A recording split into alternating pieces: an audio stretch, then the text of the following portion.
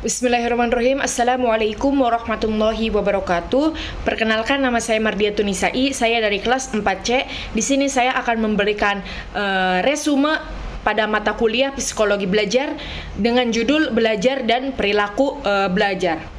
Baik, sebelumnya Rabbi syrahli sadri wa yassirli amri wahlul 'uqdatam min lisani yafqahu qawli. Yang pertama ada pengertian belajar.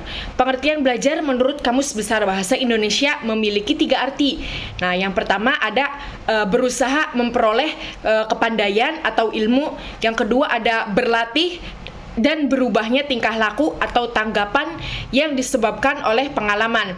Intinya untuk apa kita belajar? Kita belajar untuk merubah tingkah laku atau mendapatkan ilmu atau merubah yang tadinya kita tidak tahu menjadi tahu dan sebagainya. Nah, menurut Gagne, belajar merupakan kecenderungan perubahan pada diri manusia yang dapat dipertahankan selama proses pertumbuhan. Nah, itu tadi adalah pengertian belajar. Nah, ada juga ciri-ciri belajar yang tadi disampaikan oleh pemateri kelompok 1. Ciri-ciri belajar itu diantaranya ada 6 ya yang tadi disampaikan oleh pemateri. Yang pertama, belajar adalah perubahan yang terjadi secara sadar. Jadi belajar itu perubahan yang terjadi jadi kita belajar itu secara sadar.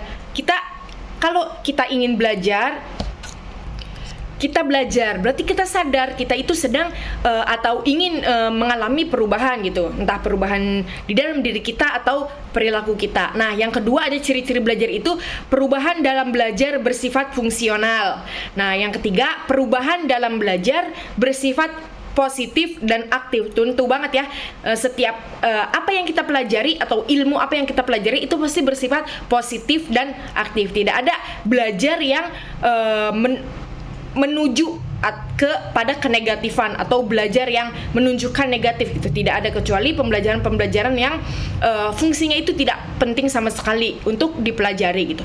Nah, yang keempat ada perubahan dalam belajar bersifat permanen atau tidak bersifat sementara. Jadi kita misalnya belajar nih, nah perubahan apa yang kita telah pelajari itu kita kan berubah. Nah, perubahan itu bersifat permanen, tidak bersifat sementara. Jadi kita mengetahui ini, nah insya Allah kita akan selalu mengingat gitu apa yang telah kita pelajari. Nah, dari situlah diri kita atau perilaku kita berubah sesuai dengan apa yang telah kita pelajari. Nah, itu bersifat permanen atau tidak bersifat sementara. Yang kelima ada perubahan dalam belajar bertujuan atau terarah. Yang terakhir ada perubahan mencakup seluruh aspek tingkah laku. Nah, itu tadi ciri-ciri belajar. Ada juga prinsip belajar. Prinsip belajar itu prinsip berasal dari bahasa Latin yang berarti dasar atau pendirian atau sesuatu yang dipegang sebagai panutan yang utama. Nah, kalau prinsip belajar menurut Slameto itu yang tadi disampaikan oleh pemateri itu ada 2. Yang pertama ada belajar berdasarkan prasyarat. Yang kedua ada belajar sesuai materi atau bahan yang harus dipelajari gitu. Nah, ada juga prinsip belajar relatif umum yang dikemukakan oleh Dimyati dan Mujiono. Ada 7. Yang pertama ada perhatian dan motivasi. Yang kedua ada keaktifan. Yang ketiga ada berpengalaman. Yang keempat ada pengulangan. Yang kelima ada tantangan. Yang keenam ada balikan dan pengaturan. Dan yang terakhir ada perbedaan individual. Nah, proses belajar menurut Jerome S. Bernal, siswa menempuh proses belajar itu dalam 3 fase. Yang pertama ada fase yang namanya fase informasi atau tahap penerimaan materi.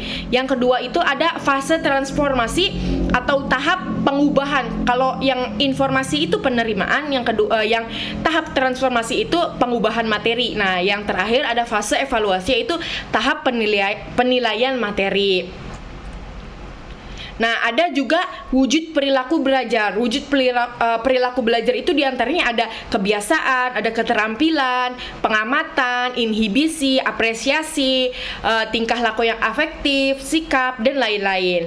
Nah, mungkin itu saja yang dapat saya rangkum dari pembahasan pemateri kelompok 1 tadi. Kurang dan lebihnya mohon maaf.